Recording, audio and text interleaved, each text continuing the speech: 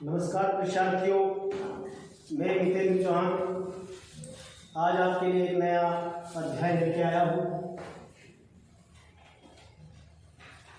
हमने गैसें पढ़ रहे थे, उस गैसों की श्रृंखला को आगे बढ़ाते हुए आज हम हाइड्रोजन गैस बनाने की विधि को पढ़ेंगे।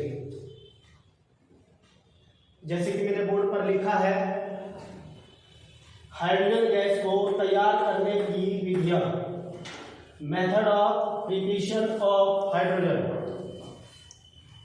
वो कितने तरीके हैं जिनके द्वारा हम हाइड्रोजन गैस को बना सकते हैं। ये बहुत मुख्य टॉपिक है क्योंकि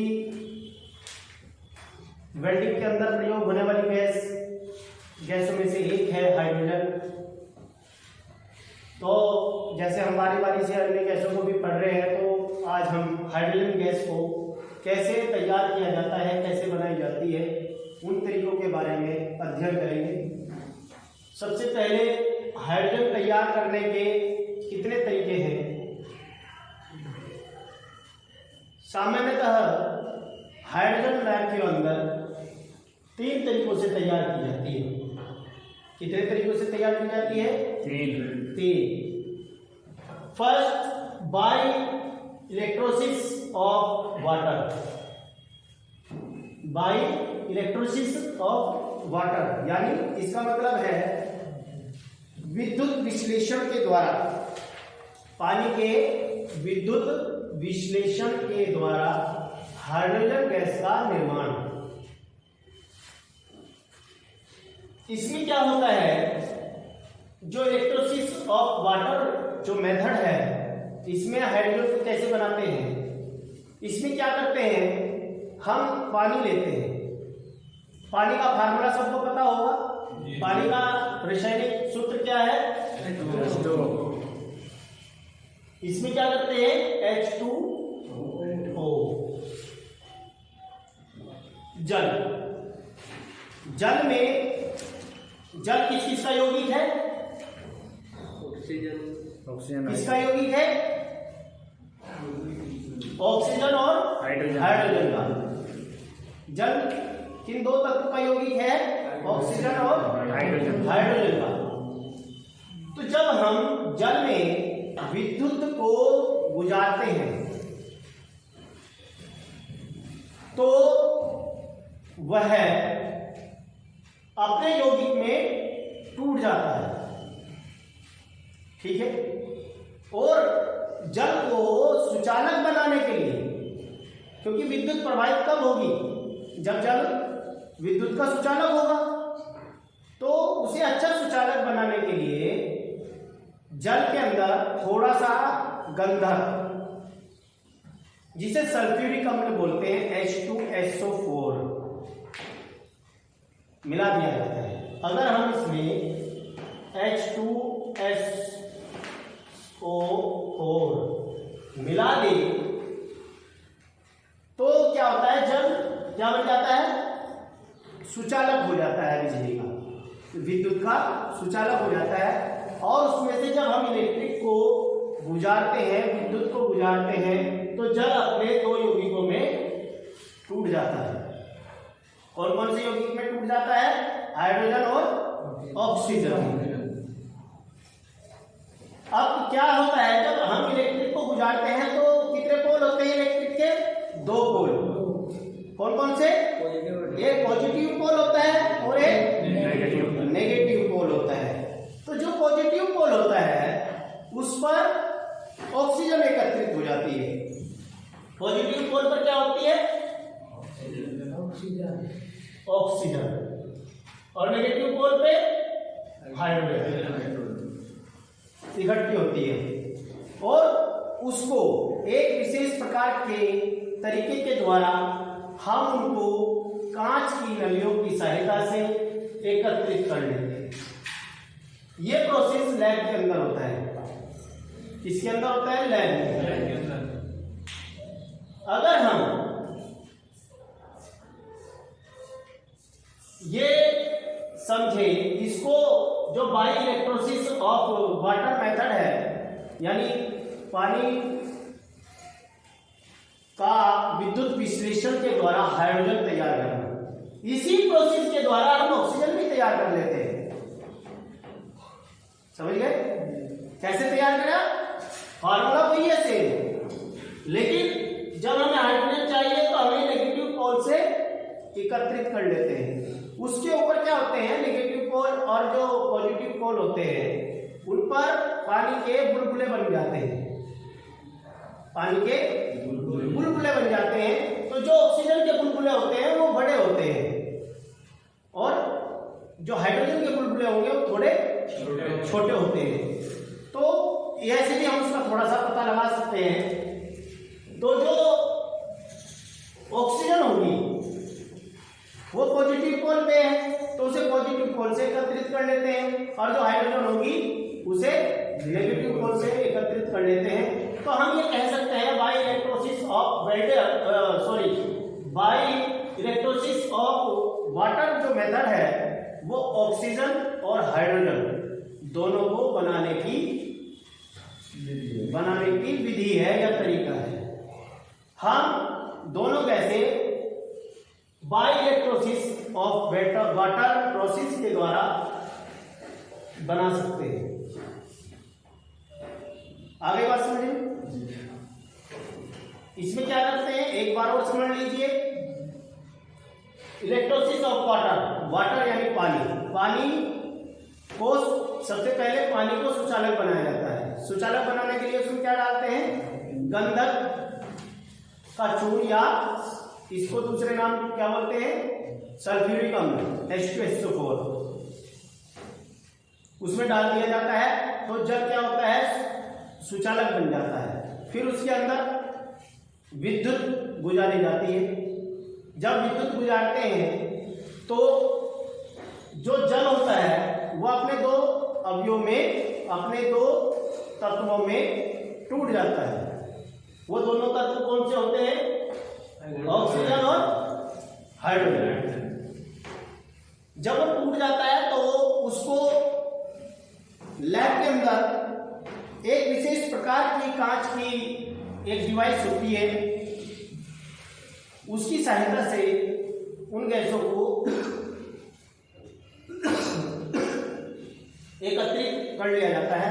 तो इस प्रकार से इलेक्ट्रोसिस ऑफ वाटर प्रोसेस जो है इसके द्वारा हाइड्रोजन और ऑक्सीजन दोनों गैसें तैयार की जा सकती है।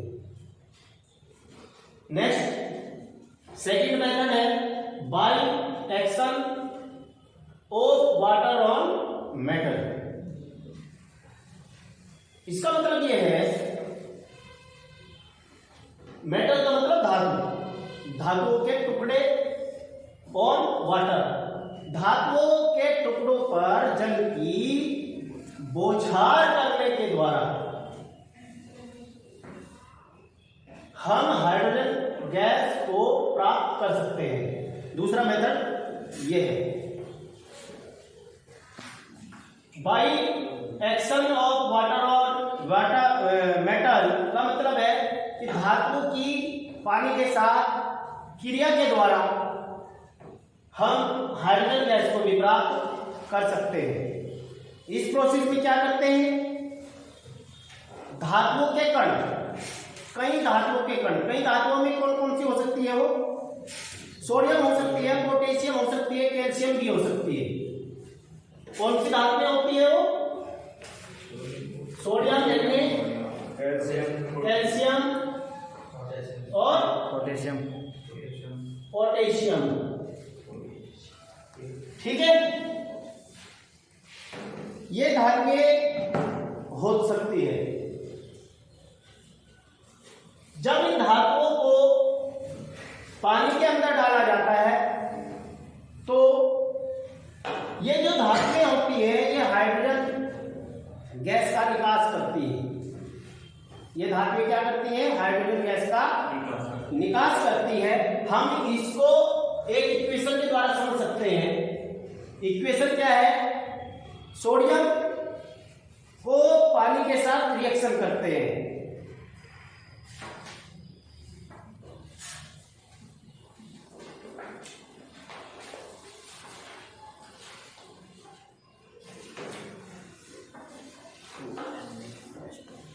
यानी ये सोडियम है, हमने क्या लिया सोडियम, उस सोडियम के टुकड़े को पानी के अंदर डाल दिया, सोडियम के टुकड़े को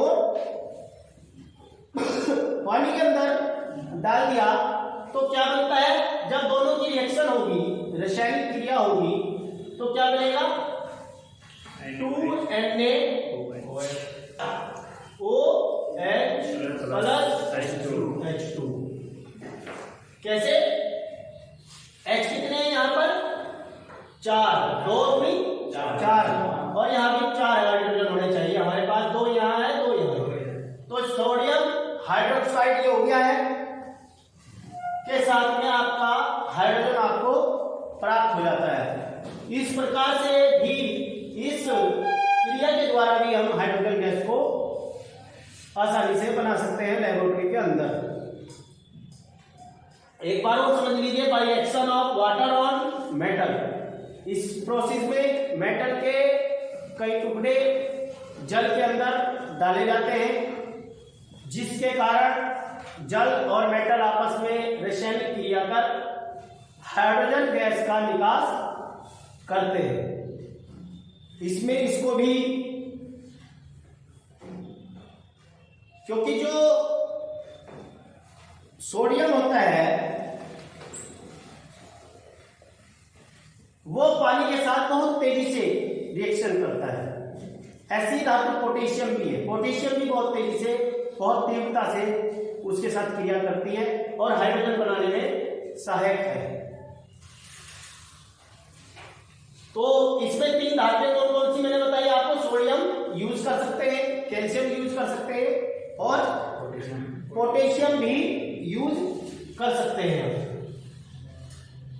तो मैंने एक फार्मूला बता दिया आपको, एक रासायनिक क्रिया बताई है कि 2Na plus 2H2O equal to 2NaOH plus hydrogen. तो हमें यहां पर क्या मिल गया, हाइड्रोजन प्राप्त हो गई। ठीक है, थर्ड जो प्रोसेस है हाइड्रोजन को प्राप्त करने का, वो है लेन प्रोसेस। ये बहुत फेमस प्रोसेस है, इसके द्वारा बहुत अधिक मात्रा में गैस प्राप्त करना, लेबोरेटरी के अंदर शुद्धता के रूप में बहुत अधिक शुद्ध गैस प्राप्त कर सकते हैं। उस प्रोसेस का नाम है लेन प्रोसेस। इस प्रोसेस में लेन विधि को भाप और वाटर गैस की विधि भी कहा जाता है। इस विधि में धातु के कणों को सर्वप्रथम गर्म किया जाता है, धातु के कणों को सर्वप्रथम गर्म किया जाता है। और कितना गर्म करते हैं, धातु के कण क्या होते हैं, Fe, लोहे के कण, ठीक है, Fe इसका फार्मूला है। तो उसको कैसे गर्म करते हैं, 900 से 1000 डिग्री तक उनको गर्म करते हैं, और गर्म करने के बाद उसके ऊपर से भाप को गुजारा जाता है। गर्म करने के बाद धातु के कण से भाप को गुजारा जाता है। तो इस प्रकार से आपकी हाइड्रोजन तैयार होती है। अगर हम इसकी इक्वेशन देखते हैं, इसकी समीकरण देखते हैं कि क्या है वो ये है समीकरण 3Fe plus 4H2O equal to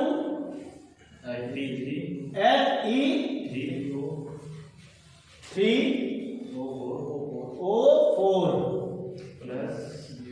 hydro, ये क्या, सॉरी क्या कहते हैं इसको, Fe3O4 को आयरन ऑक्साइड है, आयरन ऑक्साइड, ठीक है, इसको क्या कहते हैं, आयरन ऑक्साइड प्लस क्या मिल जाएगा आपको आगे, हाइड्रोजन।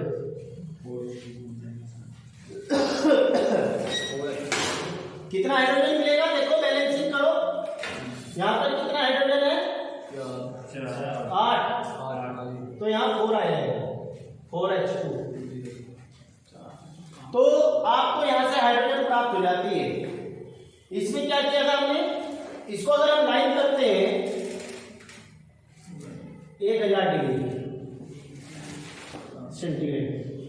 पहले इस धातु के कणों को 1000 डिग्री तक गर्म करते हैं। जब ये गर्म हो जाती है तो इसके ऊपर ये भाप क्या होता है? पानी का ही तो अंश है, रूप है। भाप क्या है? एक पानी का ही रूप है। तो जब ये 1000 डिग्री तक गर्म हो जाते हैं कण, इसके ऊपर से भाप को गुजारा जाता है, भाप की बौछार की जाती है। तो फिर क्या बनता है? क्या बनता है? Iron oxide. आयरन ऑक्साइड बन जाता है और हाइड्रोजन प्राप्त हो जाती है। अब आयरन ऑक्साइड क्या हुआ? यानी जो कण है आपके आयरन के, उसके ऊपर क्या लग गया? जंग लग गया।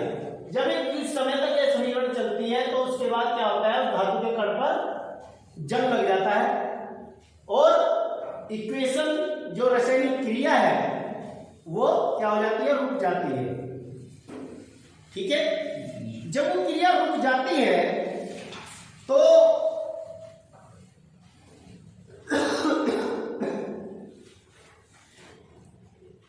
हाइड्रोजन को लैब के अंदर एक विशेष डिवाइस के द्वारा स्टोर कर लिया जाता है और फिर जो ये आयरन ऑक्साइड है, इसको वाटर गैस के साथ रिएक्शन कराते हैं। फिर इसकी रिएक्शन किसके साथ कराते हैं? वाटर गैस के साथ। जो वाटर गैस होती है वो क्या होती है? कार्बन मोनोऑक्साइड तथा हाइड्रोजन का मिश्रण होता है बेटा। वो क्या? वाटर गैस क्या होती है? कार्बन मोनोऑक्साइड और हाइड्रोजन का मिश्रण होता है। तो अगर हम इसको देखें तो Fe3O4 प्लस CO 2CO, ठीक है। कार्बन मोनोऑक्साइड का फार्मूला है ना?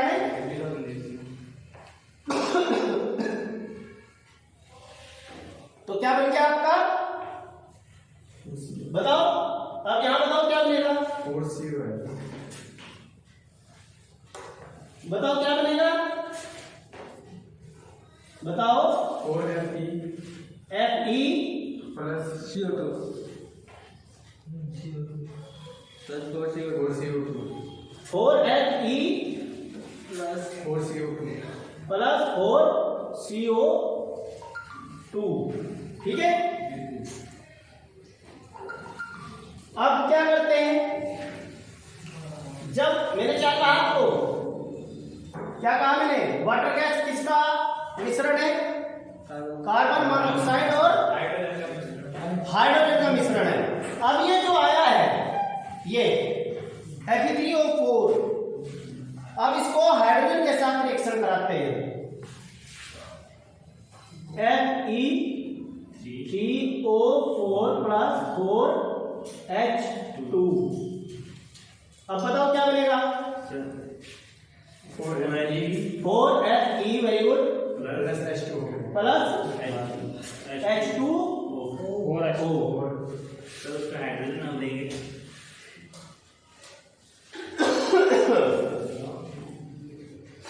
तो इसमें क्या हुआ? ये इसका मतलब क्या हुआ? बताओ। देखो, लाइन जो प्रोसेस है उसमें धातुओं के कणों को गर्म करके उनके ऊपर भाप को गुजारा जाता है।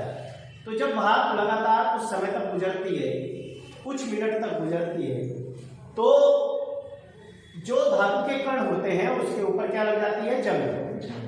जंग लगने का कारण अब ये है Fe3O4 और हाइड्रोजन। जब ये जंग लग जाती है तो जो रासायनिक क्रिया है हाइड्रोजन बनाने वाली, वो क्या हो जाती है?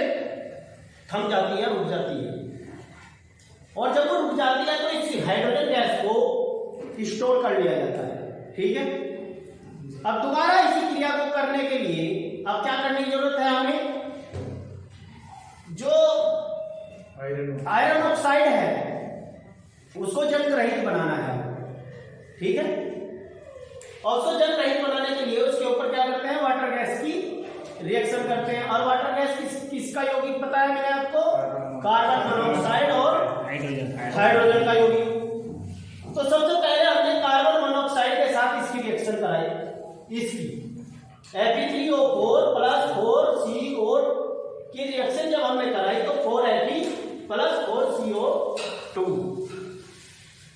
ठीक है, ये बना।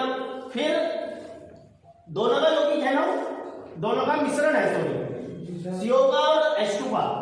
फिर उसके बाद ये जो आया इसी की रिएक्शन H2 के साथ भी करें तो क्या आया 4Ab प्लस 4H2O, यानी दोनों तरीके से ये जो F है इसका ऑक्साइड यहां से क्या हो गया, खत्म हो गया, और आपके पास यहां पर प्योरली आयरन बच गया।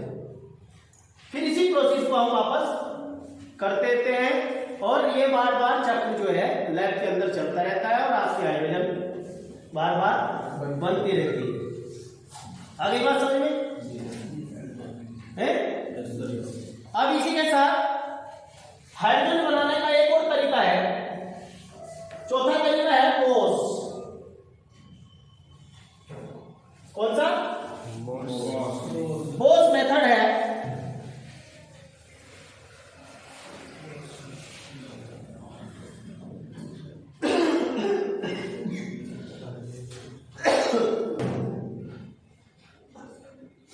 बोस मेथड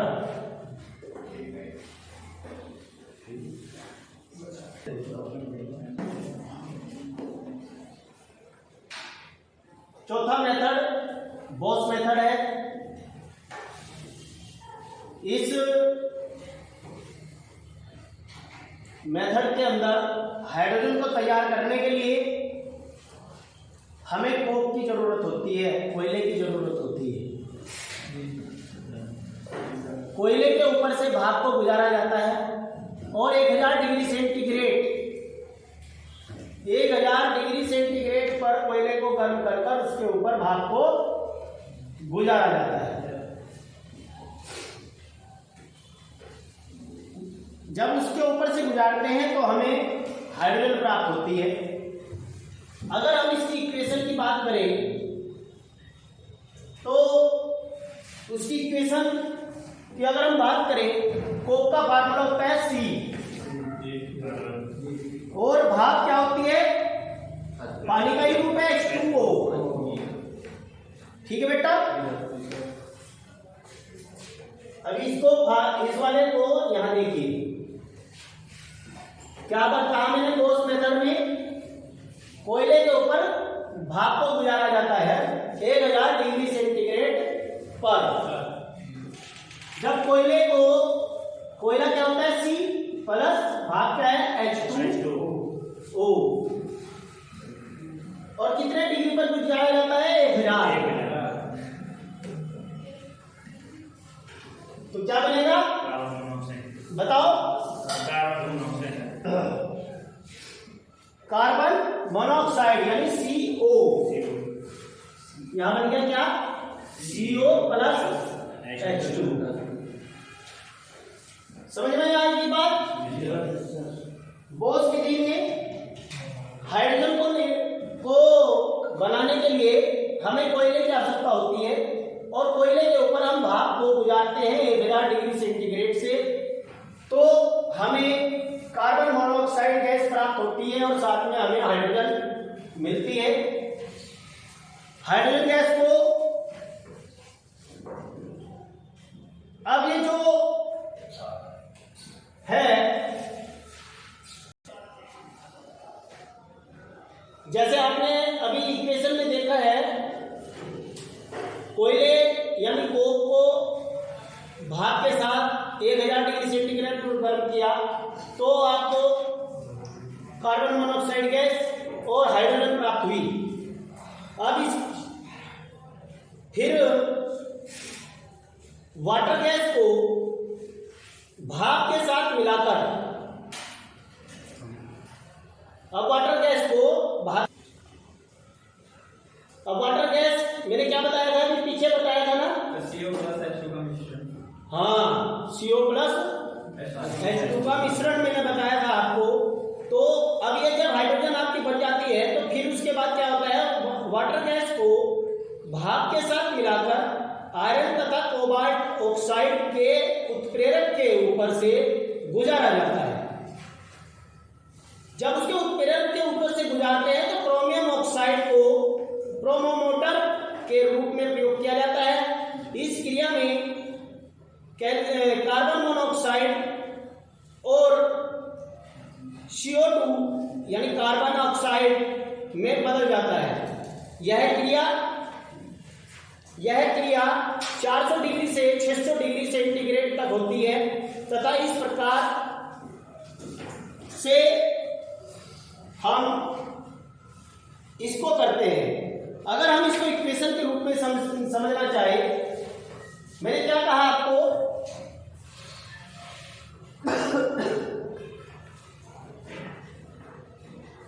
जो कार्बन मोनोऑक्साइड है और हाइड्रोजन और पानी की रिएक्शन करते हैं, कैसे CO plus H2 plus H2O equal to क्या आएगा, CO2 प्लस 2H2O। ठीक है।